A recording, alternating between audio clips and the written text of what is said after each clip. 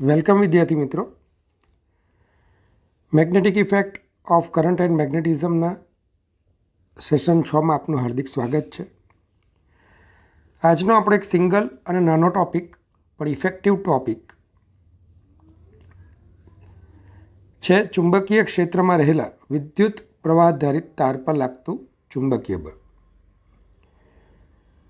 તો વિદ્યાર્થી મિત્રો, આપણે જાણીએ છીએ કે જ્યારે ચુંબકીય ક્ષેત્રમાં ક્યુ જેટલો વિદ્યુતભાર વી જેટલા વેગથી ગતિ કરતો હોય ને, તો એની પર લાગતું ચુંબકીય બળ vector FM is equal to q vector v cross vector બી.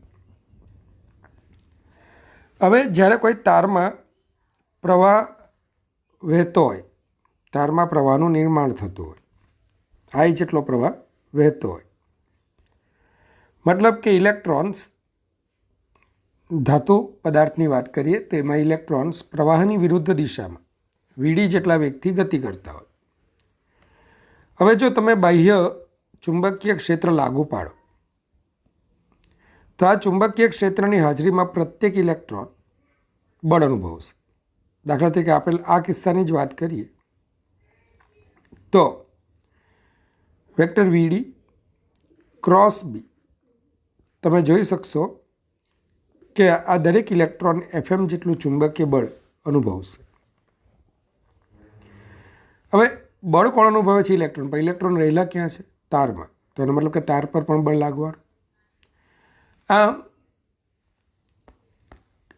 જ્યારે વિદ્યુત પ્રવાહ આધારિત તારને ચુંબકીય ક્ષેત્રમાં રાખવામાં આવે છે ત્યારે ગતિમાન વિદ્યુતભારો એટલે કે ઇલેક્ટ્રોન્સ પણ આ તારમાં જ બળ લાગે છે અને આ બળ અંતે તાર અનુભવતો જોવા મળે છે. બીજું કે આવું બળ તારની સમગ્ર લંબાઈ પર વિતરણ પામેલું હોય છે. ધારો કે આકૃતિમાં આપણને L લંબાઈનો અને કેપિટલ I વિદ્યુત પ્રવાહ આધારિત એક તાર બી તીવ્રતાવાળા ચુંબકીય ક્ષેત્રમાં, સમાન ચુંબકીય ક્ષેત્રમાં બતાવેલો છે. હવે તારમાં પ્રવાહની દિશામાં એક ખંડ આપણે લેવાનો છે. પ્રવાહની દિશામાં એક ખંડ આપણે લેવાનો છે. આ ખંડને વિદ્યુત પ્રવાહ ખંડથી આપણે ઓળખીશું. I અને વેક્ટર dlના ગુણાકારને શું કહીશું? વિદ્યુત પ્રવાહ ખંડ. હવે ધ્યાન આપજો, આ છે આપણો વિદ્યુત પ્રવાહ ખંડ I વેક્ટર dl. સ્પષ્ટ છે કે આ ખંડમાં કેટલા ઇલેક્ટ્રોન્સ રહેલા છે. જેટલા ઇલેક્ટ્રોન્સ હશે એ બધા બળ અનુભવશે. તો આ તારના આડછેદનું ક્ષેત્રફળ જો એ હોય તો આ વિદ્યુત પ્રવાહ ખંડનું કદ A ઇન્ટુ dl થાય. આમાં ઇલેક્ટ્રોનની સંખ્યા ઘનતા જો સ્મોલ n હોય તો ખંડમાં ઇલેક્ટ્રોનની સંખ્યા NaDl થાય. તો ટોટલ આટલા ઇલેક્ટ્રોન્સ, NaDl જેટલા ઇલેક્ટ્રોન્સ ચુંબકીય બળ અનુભવતા હોય છે. ધ્યાન આપજો. તો આપણે શું કર્યું છે? તારમાં I વેક્ટર dl જેવો સૂક્ષ્મ પ્રવાહખંડ વિચારેલો છે. તારમાં ઇલેક્ટ્રોન્સ વેક્ટર વીડી જેટલા ડ્રિફ્ટ વેગથી વિદ્યુત પ્રવાહની વિરુદ્ધ દિશામાં ગતિ કરે છે. હવે જો તારના આડછેદનું ક્ષેત્રફળ કેપિટલ A તથા મુક્ત ઇલેક્ટ્રોનની સંખ્યા ઘનતા સ્મોલ n હોય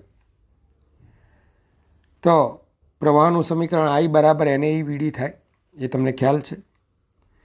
બીજું, દરેક ઇલેક્ટ્રોન પર લાગતું ચુંબકીય બળ small vector FM minus E vector VD cross B થાય. તો સૂક્ષ્મ વિભાગમાં મુક્ત ઇલેક્ટ્રોન્સની સંખ્યા અગાઉ જ કીધું એ મુજબ NaDl હોવાથી આ સૂક્ષ્મ વિભાગ પર લાગતું ચુંબકીય બળ શું થશે? Vector DFM NaDl into FM. એક કણ પર વેક્ટર સ્મોલ FM જેટલું. તો NaDl વિદ્યુત ભારિત કણો મતલબ કે ઇલેક્ટ્રોન્સ પર લાગતું કુલ બળ NaDl વેક્ટર સ્મોલ FM થાય.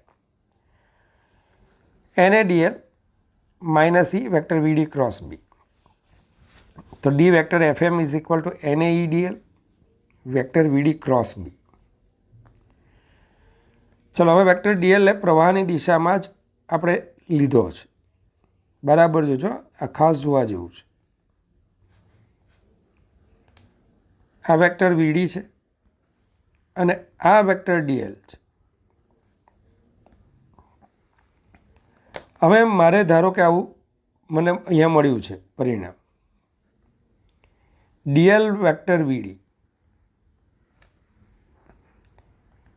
પણ જો મારે આને વીડી વેક્ટર ડીએલ લખવું હોય તો સ્પષ્ટ છે કે વેક્ટર વીડી અને વેક્ટર ડીએલ પરસ્પર વિરુદ્ધ દિશાના સદિશ હોવાથી અને આપણે આ રીતે લખી શકીએ. હા, બંનેના મૂલ્યો સરખા જ હશે, બંનેનો માનાંક તમે જુઓ તો ડીએલ વીડી જ થશે. તો બહુ એક અગત્યનું સ્ટેપ છે આ. તો મેં શું કર્યું છે, માઇનસ વેક્ટર વીડી ડીએલને વીડી વેક્ટર ડીએલ વડે દર્શાવી દીધું. તો ડીએફએમ બરાબર એને વીડી વેક્ટર ડીએલ ક્રોસ વેક્ટર બી. અરે પણ આ તો આઈ છે, તો આઈ વેક્ટર ડીએલ ક્રોસ વેક્ટર બી. મતલબ કે સમગ્ર તાર પર લાગતું કુલ ચુંબકીય બળ ગણવું હોય તો કુલ ચુંબકીય બળ ગણવું હોય તો ડીએફએમ જેવા બળોનું સમગ્ર તાર પર સંકલન કરવું પડે. મતલબ કે આઈ વેક્ટર ડીએલ ક્રોસ વેક્ટર બી, આ આપણું સૂત્ર છે સમગ્રતા. હવે આ સૂત્રને થોડું આપણે મોડિફાઈ કરીએ કે જો ચુંબકીય ક્ષેત્ર સમાન હોય તો વેક્ટર બી બરાબર આપણે અચળ કહી શકીએ. અને અચળ હોય તો સંકલનની બહાર રાખવાનો, પણ એ ક્રોસ ગુણાકાર છે, ધ્યાન રાખજો. તમે ક્રોસ બીને આમ બહાર રાખ્યો છે તેવું સ્પષ્ટ દેખાતું નથી, લોકોને એમ જ લાગે કે બી સંકલનમાં છે. તો આપણે એક કામ કરીએ, વેક્ટર ડીએલના સંકલનને બ્રેકેટમાં રાખી લઈએ. બીજું વિદ્યાર્થી મિત્રો, તમારું આ ચુંબકીય ક્ષેત્ર સમાન છે અને આ તાર તમને આપેલો છે જેમાં પ્રવાહ આઈ વહી રહ્યો છે. તારની લંબાઈ એલ છે. હવે તમે આખા તારને vector DL vector DL vector DL જેવા ખંડોમાં વિભાજિત કરશો તો સંકલન વેક્ટર ડીએલ એટલે સદિશ એ બી થશે અને એ બી એટલે જ વેક્ટર એલ. આમ જો તાર સુરેખ હોય, બરાબર ધ્યાન આપજો, તો એફએમ બરાબર I vector L cross vector B અને એનું મૂલ્ય શું થશે, I L B sine theta. બીજું, આ ચુંબકીય બળ એ એલને પણ લંબ થશે અને આ ચુંબકીય બળ બીને પણ લંબ હશે.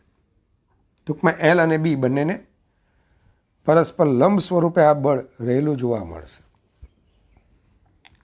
ક્લિયર? ચાલો, તો આપેલ કિસ્સામાં આ વેક્ટર એલ થશે, આ બી છે, એલ ક્રોસ બી તમે કરશો, એલ ક્રોસ બી મતલબ કે જમણા હાથનો સ્ક્રૂ લેશો, એલથી બી તરફ ફેરવશો તો ચુંબકીય બળ કઈ દિશામાં હશે, નીચે તરફ. બરાબર ધ્યાન આપજો, ચુંબકીય બળ કઈ દિશામાં હશે, નીચે તરફ. ચાલો, આમાં જમણા હાથના પંજાનો નિયમ એવું પણ આવતું હતું, પણ આપણે એમાં કોઈ પંજામાં પડવાના નથી, આપણે કોઈ કોંગ્રેસમાં માનતા જ નથી. ચાલો, તો એફએમ બરાબર આઈએલ ક્રોસ બી થશે. હવે કેટલીક પરિસ્થિતિઓમાં આપણે આ ચુંબકીય બળો શોધવાના છે. પહેલું, વાંકો ચૂકો તાર છે, પ્રવાહ પીથી ક્યુ સુધી વહે છે અને આ ખૂણો અહીંયા થીટા આપેલો છે. સમગ્ર તારને નાના નાના વિભાગોમાં વિભાજિત કરશો ને, ચુંબકીય ક્ષેત્ર સમાન છે, આઈ સંકલન vector DL cross vector B અને સંકલન વેક્ટર ડીએલ એટલે ટેલ ટુ હેડ તમે આને વેક્ટર ડીએલ જેવા સદિશોને ગોઠવતા જાઓ તો સંકલન વેક્ટર ડીએલ શું થશે? Vector PQ cross B. મતલબ કે આ બળનું મૂલ્ય શું આવશે? BI સાઇન થીટા, કારણ કે સદિશ PQ અને B વચ્ચેનો ખૂણો આ થીટા આપેલો છે. બીજું આ બળની દિશા ક્યાં આવશે? તો L ક્રોસ B કરશો, L ક્રોસ B કરશો. જમણા હાથના 4 આંગળીઓને વેક્ટર PQ ની દિશામાં આમ ગોઠવો અને B તરફ વાળો, અંગૂઠો બહાર આવશે, મતલબ કે ધન Z દિશામાં. વિદ્યાર્થી મિત્રો, બંધ લૂપ આપેલું છે. બંધ લૂપ માટે તમને એમ કીધું છે P અને Q બિંદુ એક જ છે. તો આની અંદર જ્યારે આને વેક્ટર DL જેવા સૂક્ષ્મ પ્રવાહ ખંડોમાં વિભાજિત કરશો, માફ કરજો, પ્રવાહની દિશામાં આપણે પ્રવાહ ખંડો લેવાના, તો અહીંયા સંકલન વેક્ટર DL બરાબર 0 થશે. આથી ચુંબકીય બળ પણ શૂન્ય થશે, કારણ કે બંધ આકૃતિ રચતા સદિશોનો સદિશ સરવાળો શૂન્ય હોય છે. JEE પૂછાયેલો ક્વેશ્ચન હતો આ,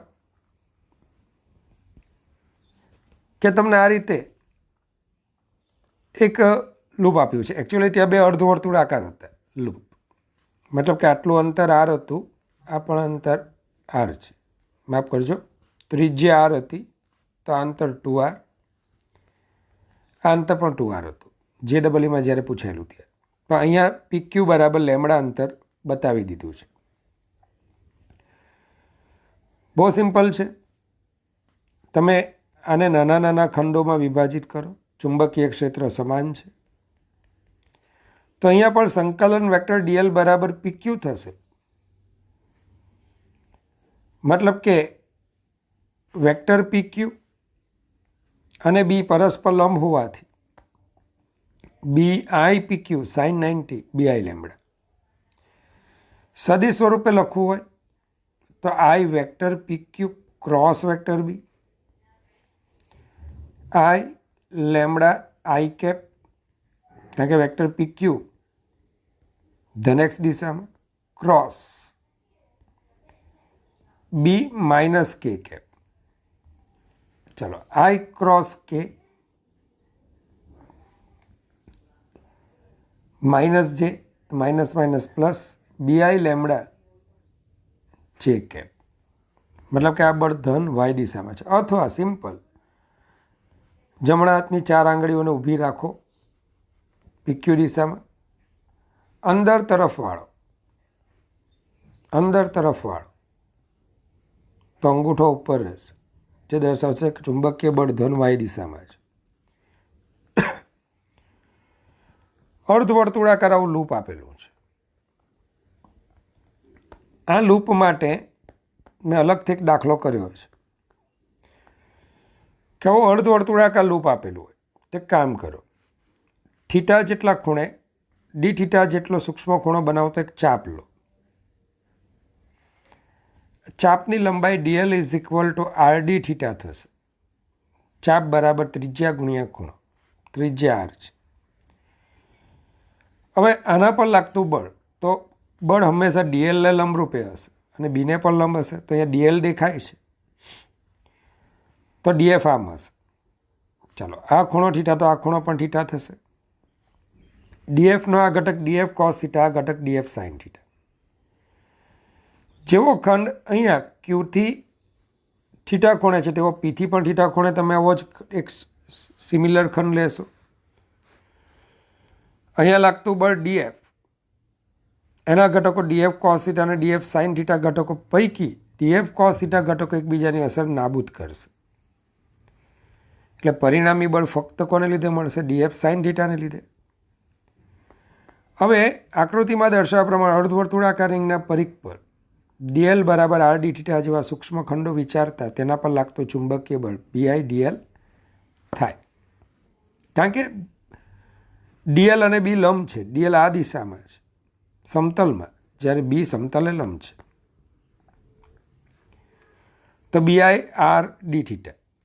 સ્પષ્ટ છે કે PS અને QS વિભાગમાં આવા સૂક્ષ્મ ખંડો પર લાગતા બળો ના ડીએફ કોસ થીટા ઘટકો એકબીજાની અસર નાબૂદ કરે છે, માટે સમગ્ર લૂપ પર લાગતું પરિણામી ચુંબકીય બળ F ઇઝ ઇક્વલ ટુ સંકલન 0 થી પાઈ ડીએફ સાઇન થીટા. તો 0 થી pi BIR sine theta D theta, માટે BIR 0 to pi sine theta D theta. ચાલો આગળ વધીએ. સાઇનનું સંકલન માઇનસ કોસ, પહેલાં થીટાને બદલે પાઈ મૂકો, માઇનસ થીટાને બદલે 0 મૂકો, તો F બરાબર 2BIR. વિદ્યાર્થી મિત્રો, આને કંઈક આ રીતે પણ આપણે સમજીએ છીએ. ખ્યાલ છે ને કે આખા નાનકડા આવા ખંડોને તમે આમ વિચારતા જાઓ તો અંતે સદિશ PQ બને, અને PQની લંબાઈ શું થશે? 2R. તો F બરાબર BI ઇન્ટુ 2R. ઘણી વખત તમને આવી રીતે એક રિંગ આપશે, JEEમાં પૂછાયેલો ક્વેશ્ચન. આવી રિંગ આપશે,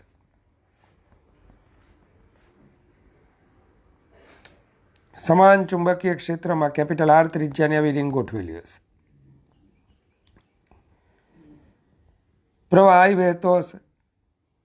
પ્રશ્ન પૂછશે કે રિંગમાં ઉદ્ભવતું તણાવ શોધો.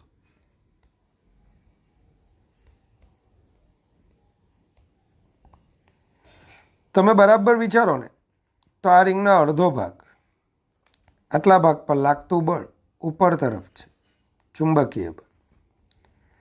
તો આ અડધા ભાગ પર લાગતું ચુંબકીય બળ નીચે તરફ હશે. ચેક કરી લો, કારણ કે પ્રવાહની દિશા જુઓ, ચેક કરો. અહીંયા પ્રવાહ ખંડ આમ હશે, તો અહીંયા એનાથી વિરોધ દિશામાં હશે. ચાલો હવે તણાવ શોધવાનું છે. તો આપણે એવું વિચારી શકીએ ને કે આ અડધા વિભાગ, ઉપરનો અડધો વિભાગ નીચેના અડધા વિભાગને ખેંચે છે. તો તણાવ ક્યાં ઉત્પન્ન થશે? આ જોઈન્ટ પાસે. ચાલો હવે તમે એક કામ કરો, આ અડધા વિભાગ પર લાગતું પરિણામી બળ FM, એને કોણ સમતોલતું હશે? આ બંને પોઈન્ટ પાસેના તણાવ બળ 2T.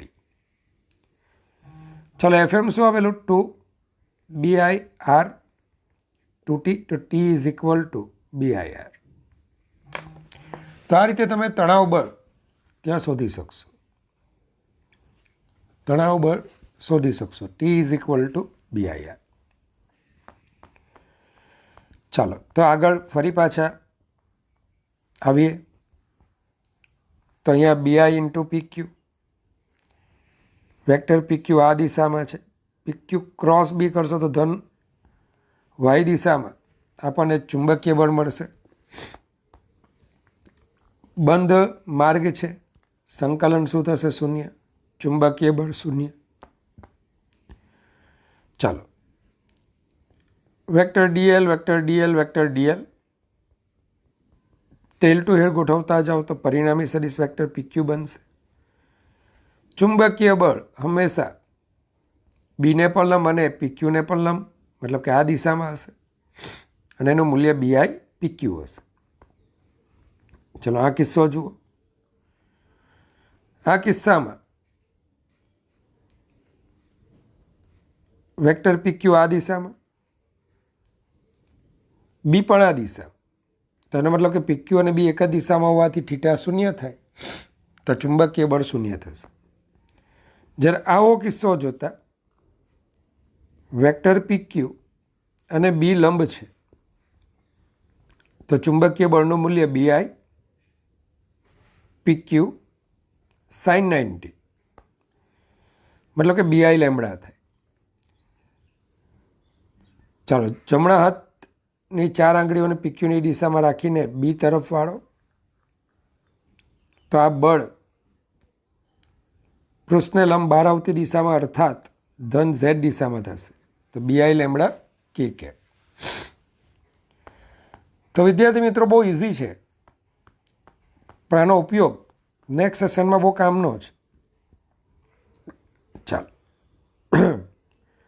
A circular loop of radius small a carrying a current I is placed in the two-dimensional magnetic field the centre of the loop coincides with a centre of field as shown in figure.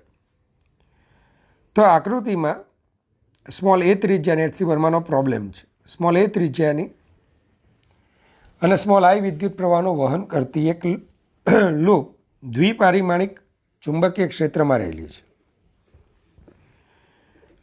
આ લૂપનું કેન્દ્ર એ magnetic ફિલ્ડના કેન્દ્રની સાથે સંપાત થાય છે. કોઇન્સાઇડ થવું, સંપાત થવું. The strength of the magnetic field at the periphery of the loop is B. લૂપના પરિઘ પર ચુંબકીય ક્ષેત્રની તીવ્રતા બી જેટલી છે. Find the magnetic force in the wire. તો હવે કાલ્પનિક ક્ષેત્ર છે જે ત્રિજ્યાવર્તી ડિરેક્શનમાં રહેલું છે. તમે જોઈ શકો દરેક ખંડ માટે, દરેક ખંડ અહીંયા તમે લેશો ને, દરેક ખંડ માટે બી અને ડીએલ પરસ્પર લંબ થશે. મતલબ કે પરિઘ પરના કોઈ એક સૂક્ષ્મ વિભાગ પર લાગતું બળ DF is equal to BI DL sine 90, મતલબ કે બીઆઈ ડીએલ થશે. સમગ્ર લૂપ પર લાગતું ચુંબકીય બળ vector F is equal two સંકલન 0 થી 2πa વેક્ટર ડીએફ. હા, અને બીજું કે આ ડીએફની દિશા ક્યાં આવશે? કે કેપની દિશામાં. કેવી રીતે ચેક કરો. તમે ડીએલ ક્રોસ બી કરશો કોઈ પણ સ્થાને, તો તમારો જમણા હાથનો સ્ક્રૂ જે છે એના પરથી તમે કહી શકશો કે ભાઈ આ ચુંબકીય ક્ષેત્ર કઈ દિશામાં છે? બહાર આવતી દિશા. ચેક કરો. તો અહીંયા વેક્ટર ડીએફ, એક મિનિટ જરા ચેક કરી લેજો. આ વેક્ટર ડીએલ, આ વેક્ટર બી. ચાલો ડીએલ ક્રોસ બી. તો ડીએલ ક્રોસ બી એ અંદર તરફ હશે. આ vector DL cross B, DL cross B. તો માફ કરજો, ઋણ ઝેડ દિશામાં એ બળ હશે, માઇનસ કે કેપ. તો સમગ્ર લૂપ પર લાગતું કુલ ચુંબકીય બળ ઘણું હોય તો તમે અહીંયા શું કહી શકશો? સંકલન 0 થી 2πa વેક્ટર ડીએફ. ચાલો વેક્ટર ડીએફમાં બી અને આઈ અચળ છે, બહાર લઈ લો. 0 થી 2πa ડીએલ. સંકલન ડીએલ એટલે એલ, ફ્રોમ 0 ટુ 2πa. એલને બદલે 2πa મૂકો, 0 મૂકો, તો માઇનસ બીઆઈ 2πa કે કેપ. આ રીતે બળ મળશે. ચાલો જરા પીડીએફમાં માઇનસના ચિહ્નનો સુધારો કરી લેજો.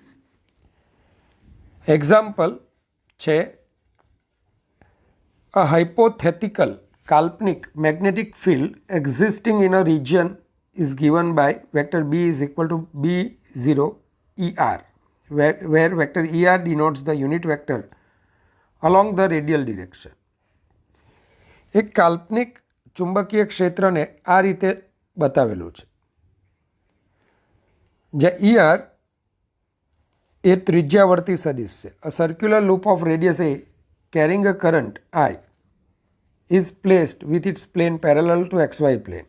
મતલબ કે XY સમતલને સમાંતરે લૂપનું સમતલ રાખેલું છે. Find the magnitude of the magnetic field force acting on the loop. Loop પર લાગતો ચુંબકીય બળ શોધો. સાંભળજો, XY સમતલને સમાંતરે આપણે આવી એક લૂપ લીધેલી છે. લૂપની ત્રિજ્યા એ છે. ચુંબકીય ક્ષેત્ર કેવું છે? તો એ ત્રિજ્યાવર્તી ડિરેક્શનમાં છે. મતલબ કે તમે આ પરિઘ પાસે, તમે આ જે રિંગ લો છો ને, તો આ રિંગ પાસે ચુંબકીય ક્ષેત્ર આ રીતે તમને દરેક આખા પરિઘ પાસે કંઈક આ રીતે ગોઠવાયેલું હશે. હવે ધ્યાન આપો, આપણે આ ખૂણાને થીટા ગણીએ તો સાઇન થીટા બરાબર આ અંતર ડી આપ્યું છે તો કર્ણ થશે એ સ્ક્વેર પ્લસ ડી સ્ક્વેર. તો સાઇન થીટા બરાબર એ અપોન અંડર રૂટ એ સ્ક્વેર પ્લસ ડી સ્ક્વેર. બરાબર જોજો, વિદ્યાર્થી મિત્રો આ ખૂણો થીટા હોય તો આ ખૂણો પણ થીટા થાય. તો B0ના તમે બે ઘટક વિચારી શકો, B0 cos theta, B0 sin theta. હવે B0 sin થીટા જેવા જેટલા ઘટકો હશે ને એ ઘટકો સમગ્ર પરિઘને ત્રિજ્યાવર્તી દિશામાં ગોઠવાયેલા હશે. આ રિંગની જે ત્રિજ્યા છે એ ત્રિજ્યાવર્તી દિશામાં આ B0 sin થીટા ગોઠવાયેલા હશે. જ્યારે B0 cos થીટા ઘટકો છે ને એ રિંગ વડે રચાતા સમતલને લંબ હશે. રિંગ વડે રચાતા સમતલે કેવા હશે? લંબ હશે. આ રીતે સ્વાભાવિક છે આટલા વિભાગમાં જે કંઈક ચુંબકીય બળ લાગશે એની અસર આ વ્યાસની બીજી તરફનો વિભાગ જે છે ને એ નાબૂદ કરશે. જોઈ લો, ચેકઆઉટ કરી લો. અહીંયા તમે DL ક્રોસ B કરો, DL ક્રોસ B કરો, IDL ક્રોસ B કરો. ક્યાં આવશે? આ તરફ. તો એની સામે તમે DL ક્રોસ B કરશો ને તો એ બળ આનાથી વિરુદ્ધમાં હશે. મતલબ સામસામેના ખંડો એકબીજાની અસર નાબૂદ કરે છે અને પરિણામ સ્વરૂપ B0 cos થીટા ઘટકને લીધે લાગતું બળ શૂન્ય થાય છે. તો અહીંયા B0 cos થીટા ઘટકને લીધે રિંગ પર લાગતું ચુંબકીય બળ શૂન્ય થાય. તો જે કંઈક બળ લાગે છે B0 sin થીટા ઘટકને લીધે જ લાગે છે. B0 sin theta I into 2π સીધે સીધું લખી દો, કારણ કે આખા પરિઘ પર B0 sin થીટા મૂલ્ય સમાન છે. તો BIL, L તરીકે 2π પરિઘ માટે 2π B0I into sin theta A upon under root A square plus D square માટે F is equal to 2BI pi A square upon under root A square plus D square. તો ફરી પાછા એક વખત જોઈ લો. B0ના બે ઘટકો B0 cos theta, B0 sin theta. B0 cos theta ઘટકો રિંગના સમતલને લંબ અને પરિણામ સ્વરૂપ ચુંબકીય બળ શૂન્ય થાય. પણ B0 sin થીટા ઘટકો એ રિંગ માટે ત્રિજ્યાવર્તી છે. દરેક ખંડ માટે અગાઉ દાખલો આપણે જોયો એ મુજબ, આ એક દાખલો આપણે હમણાં જોયો ને એ મુજબ કઈ દિશામાં બળ લાગતું હોય તો કે આખા ત્રિજ્યાવર્તી ફિલ્ડ છે તો આ બળ, કુલ બળ તમને જોવા મળશે BI ઇન્ટુ 2π. સેમ અહીંયા પણ ત્રિજ્યાવર્તી ફિલ્ડ છે, BI ઇન્ટુ 2π. ચાલો, તો હવે સાદરૂપ આપી દો તો તમને આ જવાબ મળે. ચાલો, આજનો છેલ્લો એક્ઝામ્પલ છે વિદ્યાર્થી મિત્રો. The magnetic field existing in a region is given by vector B is equal to B0 1 plus x by L k cap. મતલબ કે ચુંબકીય ક્ષેત્ર એ અનિયમિત છે. A square loop of edge L and carrying a current I is placed with its edges parallel to xy axis. તો એક square loop છે, ચોરસ લૂપ છે કે જેની બાજુની લંબાઈ L છે, I જેટલો પ્રવાહ ધારણ કરે છે અને તે એની એક ધારને XY અક્ષ પર રહે તેમ મૂકેલ છે. Find the magnitude of the net magnetic force experience by the loop. ચાલો, તો હવે સાંભળી લો. જો આપણી આ લૂપ છે, લૂપ પાસે ખાસ જોવા જેવું છે. અહીંયા આપણે આપેલ વિસ્તારમાં ચુંબકીય ક્ષેત્ર શું છે? વેક્ટર B બરાબર B0 1 plus x by L k cap. ચાલો, આ બાજુ માટે y અક્ષ માટે એક્સિયમ શૂન્ય, તો AB બાજુ પર ચુંબકીય ક્ષેત્ર B0 k કેપ થશે. મતલબ કે ધન z દિશામાં B0. પણ CD બાજુ પર અહીંયા એક્સિયમ શું થશે? તો L જેટલો, L બાય L 1, તો 1 પ્લસ 1 2, તો અહીંયા 2B0 ચુંબકીય ક્ષેત્ર થશે. એનો મતલબ કે AB અને CD જે તાર છે અલગ અલગ બળ અનુભવશે. બીજું એડી અને સીબી. એડી તારમાં પ્રવાહ આમ જાય છે, બીસી તારમાં પ્રવાહ આમ જાય છે, પરસ્પર વિરોધ દિશામાં છે. ચુંબકીય ક્ષેત્રની જે પરિસ્થિતિ એથી ડી માટે છે એવી જ પરિસ્થિતિ બીથી સી માટે છે.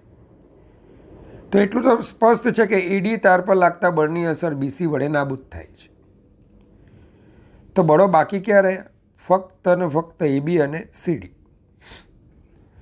એબી તાર પર લાગતું બળ, ચાલો તો પ્રવાહ આ દિશામાં છે, બરાબર જોતા રહેજો. ચુંબકીય ક્ષેત્ર ઉપર છે. ચલો, આઈ વેક્ટર ડીએલ, બરાબર, તમે એફ એ બી તમે ગણશો ને, આઈ વેક્ટર એલ ક્રોસ B0. ચાલો, તો આઈ વેક્ટર એલ કઈ દિશામાં પ્રવાહ વહી રહ્યો છે? તમને તરત ખબર પડશે કે હા, આ પ્રવાહ ઋણ વાય દિશામાં છે. તો માઇનસ જે કેપ ક્રોસ B0 કે કેપ, જે ક્રોસ કે આઈ. તો માટે આની પર લાગતું બળ શું આવશે? તો B0 IL આઈ કેપ. બરાબર જોજો. તો અહીંયા પહેલામાં પહેલો x બરાબર 0 પાસે ચુંબકીય ક્ષેત્ર B1, B0 કે કેપ x બરાબર L પાસે ચુંબકીય ક્ષેત્ર B2, બરાબર 2B0 કે કેપ થાય. સ્પષ્ટ છે કે બીસી અને એડી વિભાગો પર લાગતા બળો સમાન મૂલ્યના પરસ્પર વિરુદ્ધ દિશામાં હોવાથી તે એકબીજાની અસર નાબૂદ કરશે. હવે 1 મિનિટ, અહીંયા કંઈક ગડબડ છે. આ આપણો એક્સ અક્ષ છે, આ વાય અક્ષ, માફ કરજો, વિષમગળી દિશામાં જ આપણે લેવું જોઈએ. એટલે આકૃતિમાં એક પ્રકારનું પાટિયું બેસાડેલું છે આ બુકવાળાએ, પણ તમે તો હોશિયાર છો, બરાબર. એક્સ બરાબર 0 એટલે અહીંયા ચુંબકીય ક્ષેત્ર તમને આ રીતે મળશે. તો આ ચાલે, છોડો, આ ઋણ વાય અને આપણે વાય લઈ લઈએ તો એ ચાલશે. ક્લિયર? ચાલો, તો એનો મતલબ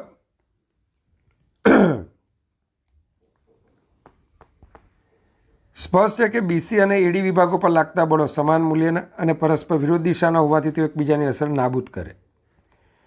હવે એબી બાજુ પર લાગતા ચુંબકીય બળનું મૂલ્ય, ચાલો, એબી પર લાગતા ચુંબકીય બળનું મૂલ્ય તો B0 IL જે કેપ. હજુ પણ અહીં એક પ્રોબ્લેમ જ છે, બરાબર, હજુ પણ અહીં એક પ્રોબ્લેમ છે. તો આકૃતિને તમે મહેરબાની કરીને સુધારી લેજો. આ એક્સ અને એક્સ જ રાખો અને વાય રાખો, આ આકૃતિ જોતા જ નહીં. ચાલો, એબી વિભાગ માટે તમને પ્રવાહની દિશા ક્યાં આવશે? તો માઇનસ આઈ કેપની દિશામાં પ્રવાહની દિશા માઇનસ આઈ કેપ. ચલો, આઈ ક્રોસ કે તો માઇનસ જે, માઇનસ માઇનસ શું થશે? પ્લસ જે. હવે બરાબર છે. તો B0 IL જે કેપ. એ જ રીતે જે સીડી વિભાગ છે ત્યાં ચુંબકીય ક્ષેત્ર આપણું શું છે? 2B0 જેટલું છે.